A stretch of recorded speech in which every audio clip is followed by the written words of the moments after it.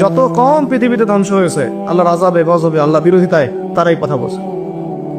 তাহলে কিসের বড়াই? বড়াইয়ের অহংকারের জায়গা আছে? মানুষের অহংকার শোভা পায়? মানুষের মতো ক্ষুদ্র তুচ্ছ সৃষ্টির অহংকার শোভা পায়? 2 দিন পাতলা পায়খানা দিলে বাস শেষ মানুষ, একটা ডেঙ্গু জ্বর দিলেই শেষ। এই যে ঢাকা শহর বস্তুবাদী হয়ে যাচ্ছেন দিন দিন পুরো পশ্চিম আদলে, এক ঝাঁকুনিতে 50 লাখ মানুষ মরতে পারে, এক ঝাঁকুনিতে, খালি 5, 6, 7 মাত্রার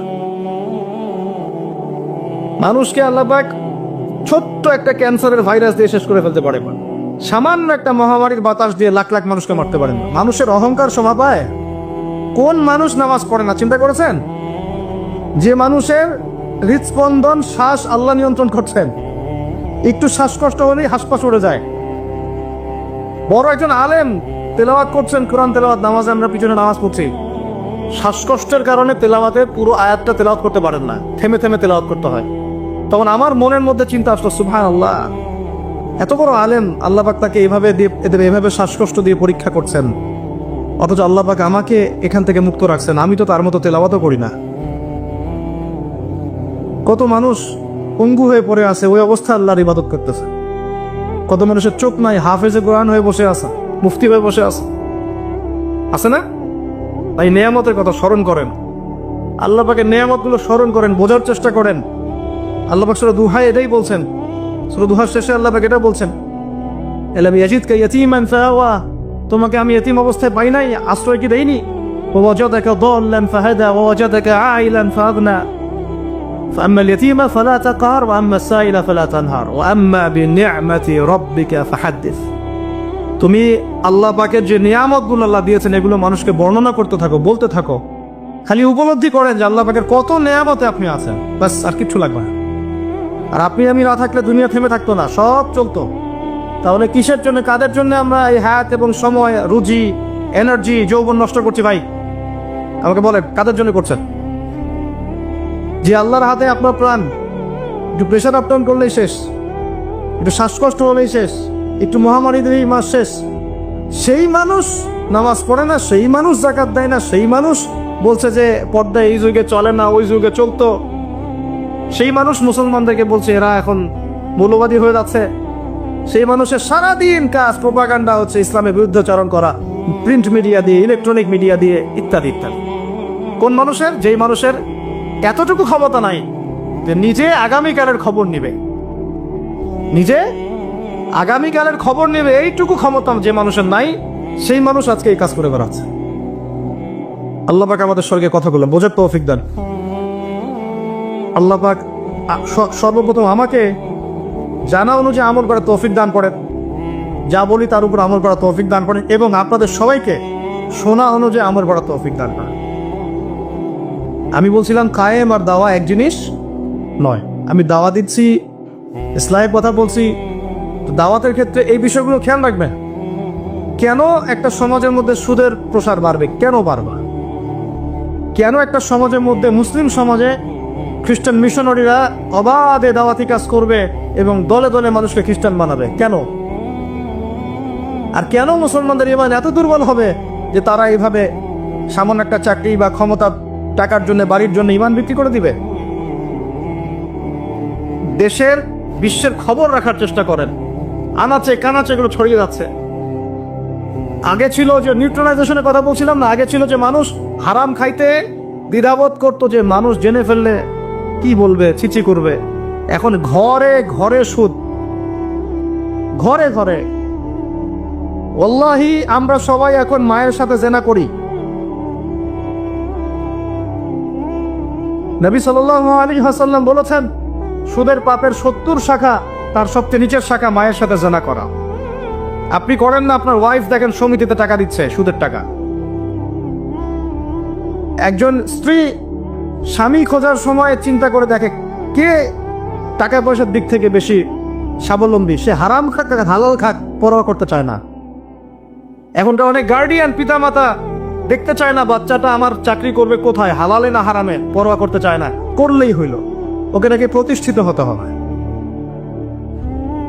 ব্যবসায়ী মানুষ ব্যবসা করার সময় খুব খেয়াল রাখছেন না আমি হালাল পণ্যের করছি না হারাম পণ্যের করছি, মাপে কম দিচ্ছি কিনা, সিন্ডিকেট যে আমি করছি এই যে 1 লক্ষ 2 লক্ষ 3 লক্ষ ডিম রিজার্ভ করে রেখে দিলাম, প্রত্যেকটার দাম 1 টাকা করে বেড়ে গেল, 3 লক্ষ ডিমের মধ্যে 3 লাখ টাকা এক্সট্রা লাভ করলো, পুরো রিজিকটাই হারাম।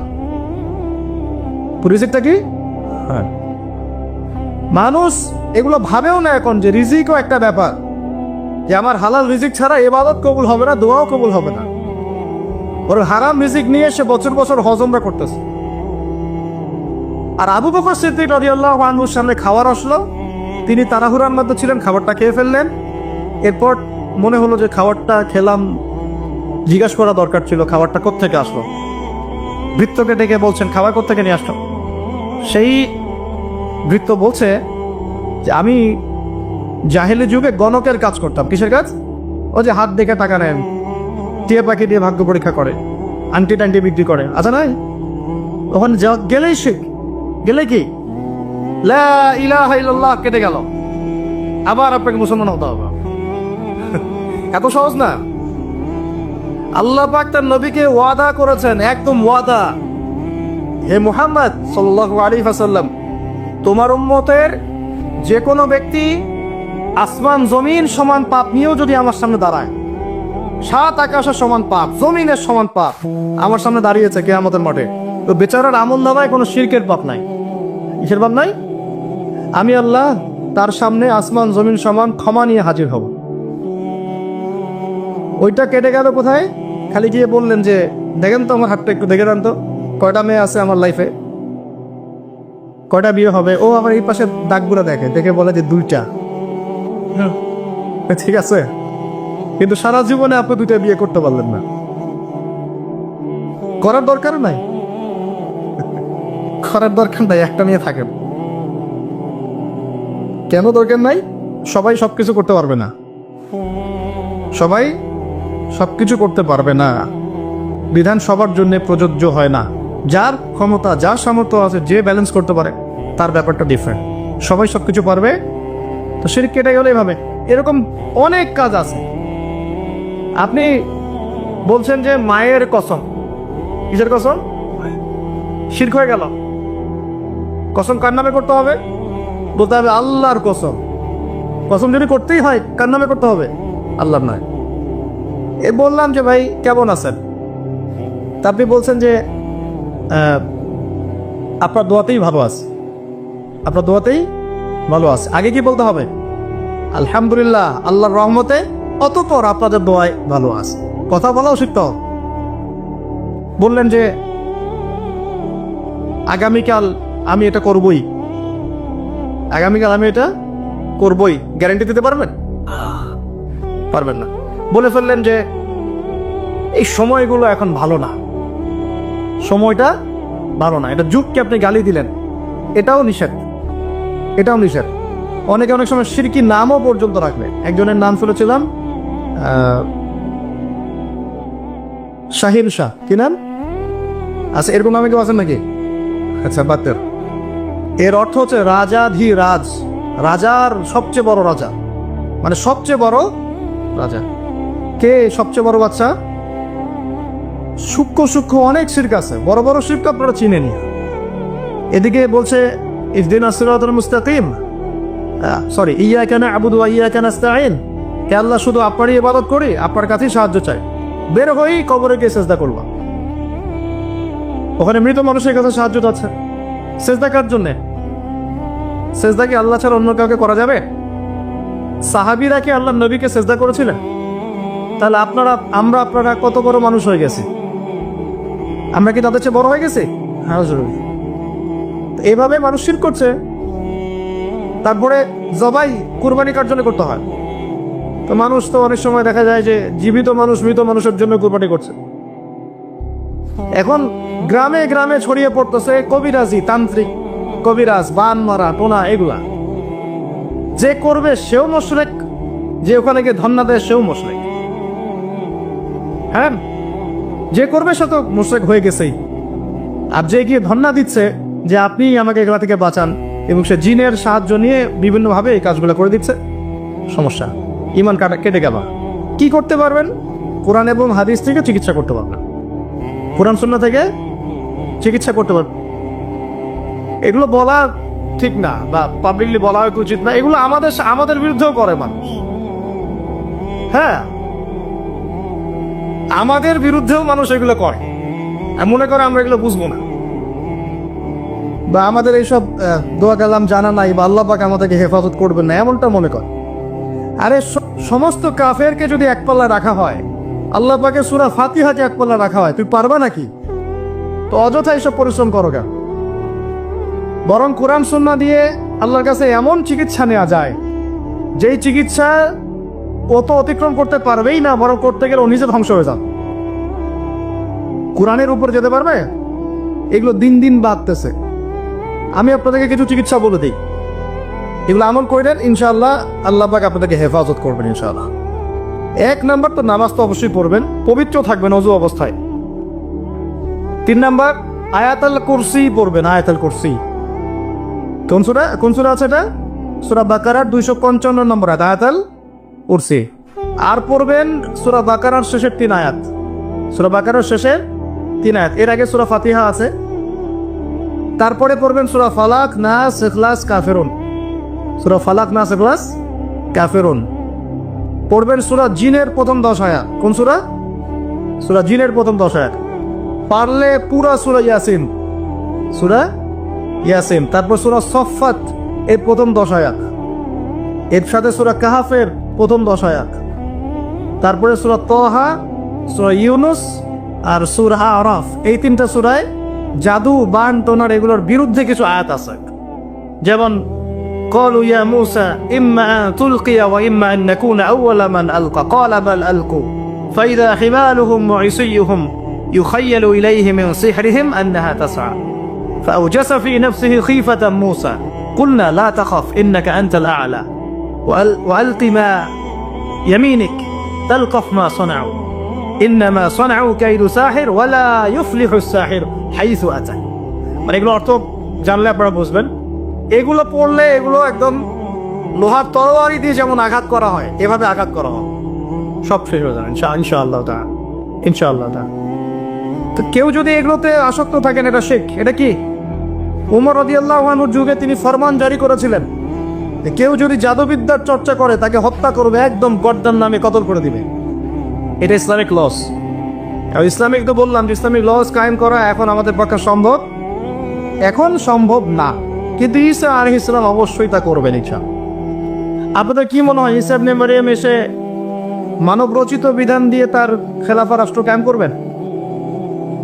জাতিসংঘে গিয়ে বলবেন যে আমাকে ফিলিস্তিনে একটা স্বাধীন রাষ্ট্র প্রতিষ্ঠার অনুমতি দেন, বলবেন? ডলার দিয়ে কেনাবেচা করবেন, তাই মনে হয় আপনাদের?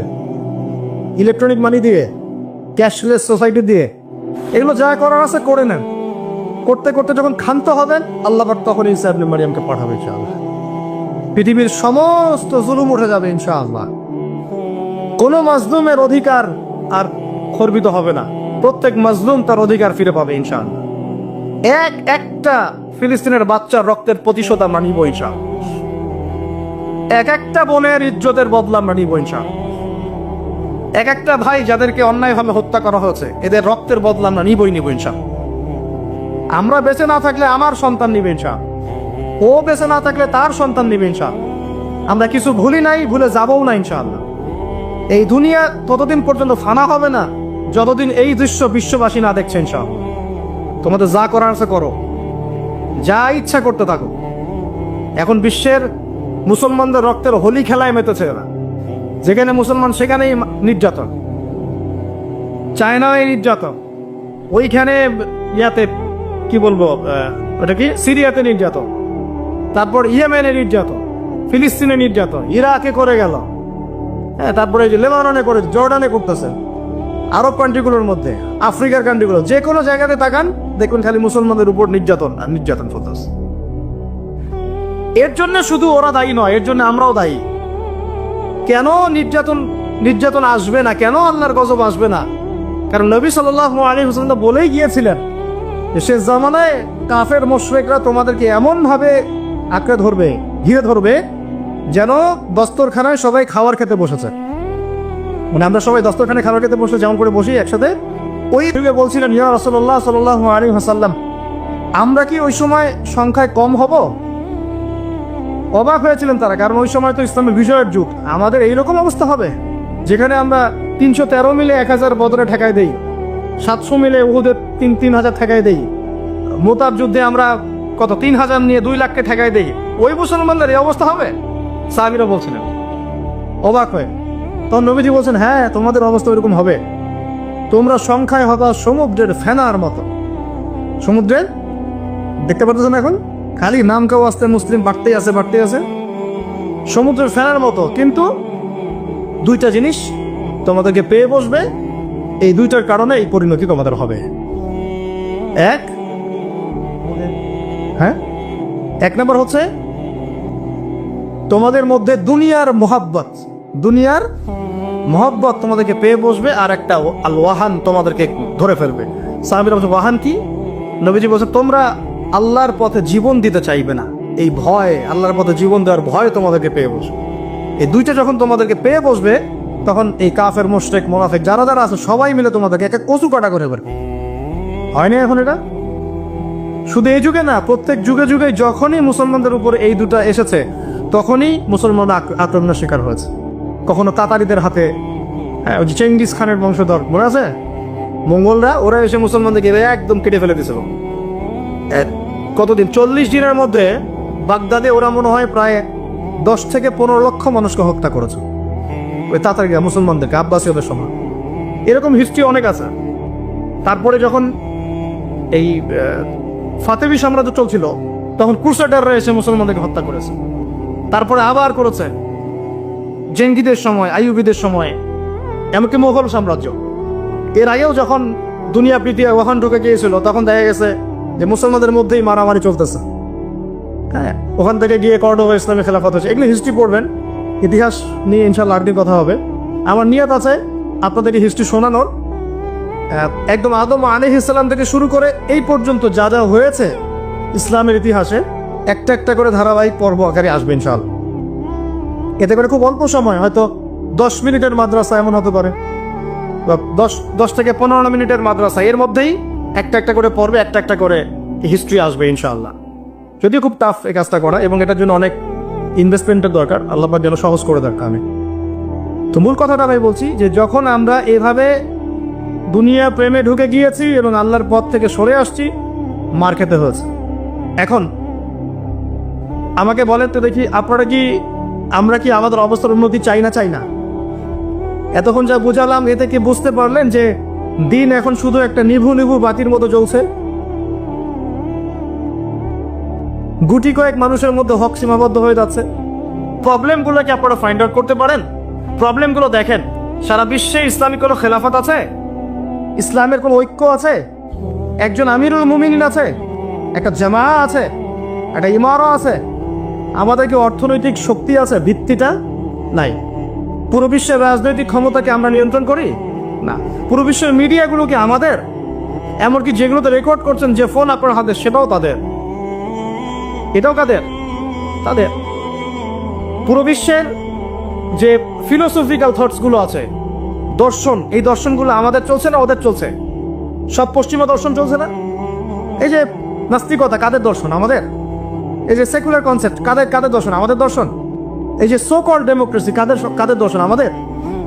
এই যে ন্যাশনালিজমে আমরা ঘুরছি, সবাই জাতি চিন্তা করি, মানে ওই ইয়েমেনে একটা মুসলমান মরলে আমার লাগে না। কেন লাগে না? ও তো ইয়েমেনি, আমি তো বাংলাদেশি। ফিলিস্তিনে একটা ভাইকে মারলে আমার খুব একটা লাগতেছে না। কেন? ও তো ফিলিস্তিনি, আমি তো বাংলাদেশি। এই যে গোত্র বিভাজনটা আমরা করেছি ন্যাশনালিজমের মাধ্যমে, এতে করে ইউনিটিটা নষ্ট হয়ে গেছে। গোত্রে মানুষ থাকতে পারে, কিন্তু সবার মধ্যে একটা বিদ্যতার বন থাকতে হবে। এইটা ইসলাম দিয়েছিল। আনসার, মুহাজির, 2টা আলাদা শব্দ না? 2টা আলাদা বৈশিষ্ট্য, কিন্তু তারা কি আলাদা ছিলেন? একদম নিজের মায়ের পেটের হাইট চেয়ে বেশি, তাই না? এটা ইসলাম। আর আমরা যদি বলি আনসার এক গ্রুপ, মুহাজির আরেক গ্রুপ, আনসারকে মারলে আমার কি, আমি তো মুহাজির, মুহাজিরকে মারলে আমার কি, আমি তো আনসার। এই কনসেপ্টটা হচ্ছে এইটা ন্যাশনালিজম কনসেপ্ট। এই চলছে। ও দিয়ে দিল ফরাসি বিপ্লবের পর থেকে, 1789 সালের পর থেকে এগুলো আসছে ওয়ার্ল্ডে। 1789 থেকে শুরু করে 1914 পর্যন্ত, এই সময়টাতে তারা বিশ্বটা দখল করেছে। কত সময়? 1789 থেকে 1914, এই যে সময়টুকু, এর মধ্যেই পশ্চিমারা বিশ্বটাকে দখল করেছে আবার নতুন করে। কোন কোন জায়গা দখল করেছে? প্রথমে পলিটিক্স, প্রথম জায়গাটা কি? পলিটিক্স। তারপরে সামরিক শক্তি, ওদের মানে এক্সট্রা অর্ডিনারি সামরিক শক্তি তারা বিশ্বকে দেখিয়েছে। আপনি যত কথা বলেন একদম পারমাণবিক বোম রেখে দিব তাক করে, আর বেটা তুই কথা বলতে পারবি না, এরকম একটা অবস্থা। বিশ্বাস করেন ব্যাপারটা এরকম। পুরো জাতি নিয়ে আপনি একটা ঐক্যবদ্ধ শক্তি করতে চান, একটা মিসাইল, পারমাণবিক মিসাইল এরকম রেখে দিবে, এই বাড়াবাড়ি করো না বেশি, একদম দিব লঞ্চ করে, বাস আপনি চুপ, একদম চুপ। কারণ ওইটা প্রতিহত করার তো আমার কাছে ওই নাই, ক্ষেপণাস্ত্র প্রতিরক্ষা সিস্টেম তো নাই। এখন আমি যদি বলি, আমার কথা কি মন খারাপ করবেন? আমি যদি বলি যে বিগত 50 বছরে আমাদের দেশ স্বাধীন হয়েছে কবে বলেন? 71, এখন কত? 23, কত বছর বলেন? আমরা কি একটাও ক্ষেপণাস্ত্র তৈরি করতে পারলাম না? এই বিশ্বে এই ধরনের প্রযুক্তি ছাড়া কেউ টিকে থাকতে পারে? এটা কি ঢাল তলোয়ারের যুগ যে ওরা এগুলো বানাবে আর আমরা ঢাল তলোয়ার নিয়ে বসে থাকবো? কি করলাম আমরা বলেন? আপনারা তো রাগ করেন কথা বললে, রাগ না করে একটু ভালো করে মন দিয়ে শুনেন না, মন দিয়ে চিন্তা করেন না। কি করলাম আমরা এতদিনে? আমাদের 50টা ক্ষেপণাস্ত্র থাকার কথা ছিল, আমাদের 50টা পারমাণবিক অস্ত্র থাকার কথা ছিল। কিসের ভিত্তিতে আমরা লড়াই করব? কিসের ভিত্তিতে আমরা লড়াই করব? মিয়ানমার যদি আমাদেরকে কালকে চাপ দেওয়া শুরু করে, আমরা কিসের ভিত্তিতে লড়াই করব? কি নিয়ে লড়াই করব? এমনকি পুরো মুসলিম বিশ্বের বড় বড় পরাশক্তিগুলোর সাথে আমাদের সম্পর্ক কতটুকু ভালো। ইরান বুঝে ফেলতেছে যে রাশিয়ার সহযোগিতার দরকার আছে, কারণ রাশিয়া হচ্ছে এখনকার আমেরিকাদের বিরুদ্ধে একটা সুপার পাওয়ার, তাই না? অনেক কান্ট্রি এখন ওদের সাথে যুদ্ধ করতে গেলে রাশিয়ার সাথে বন্ডিং করে। এটা ওয়ার্ল্ড অ্যাফেয়ার্স। আমরা বিগত 50 বছরে কি করতে পারি না, ব্যর্থতার ইতিহাস রচনা করা যাবে। কি বলতেছেন আপনি? কি বলতে চান? এটা রচনা করা যাবে একটা ইতিহাস।